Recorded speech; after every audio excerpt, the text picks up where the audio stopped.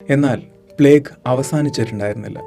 1894 ചൈനയുടെ യൂനിൻ എന്ന് പറയുന്ന സ്ഥലത്ത് പ്ലേഗ് സ്ഥിരീകരിച്ചു.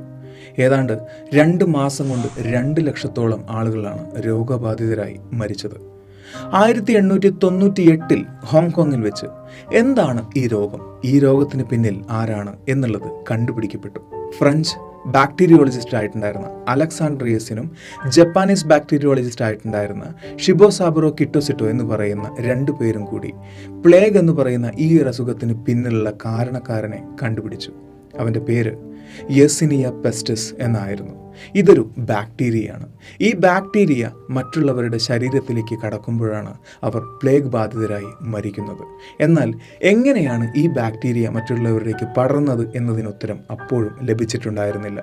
ഇതിനുത്തരം കണ്ടുപിടിച്ചത് പോൾ ലൂയിസ് സൈമൺ എന്ന് പറയുന്ന ഒരു ഫ്രഞ്ച് ഫിസിഷ്യനായിരുന്നു. അദ്ദേഹം പറയുന്നു, എലികളിലുള്ള ചെള്ളിൽ നിന്നും വരുന്നതാണ് ഈ ഒരു ബാക്ടീരിയ. രോഗബാധിതരായ എലികളിലെ ചെള്ള് പറന്നു വന്ന് മനുഷ്യനെ കടിക്കുമ്പോഴാണ് മനുഷ്യനിലേക്കും ഈ ഒരു രോഗം പടരുന്നത്. പ്ലേഗ് എന്ന് പറയുന്ന രോഗം പടരുന്നത് കറുത്ത എലികളിൽ നിന്നാണ് എന്ന് അദ്ദേഹം പറയുന്നു.